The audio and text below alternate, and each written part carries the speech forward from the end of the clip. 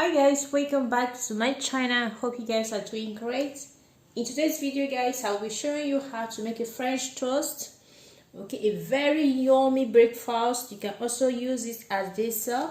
These are the ingredients I will be needing right here. Here I will be using 5 eggs right here, guys. 5 large eggs.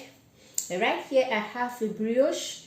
You can use any brioche. Okay, I have some vanilla sugar. I'll be using the vanilla sugar as well. I have 2 sachets of vanilla sugar. And right here I have a cinnamon. Okay, I have a teaspoon of cinnamon right here, and I have a 2.5 of tablespoons of salt right here. Here I have some butter that we'll be using as well, and right here I have 1 cup of milk. Okay guys.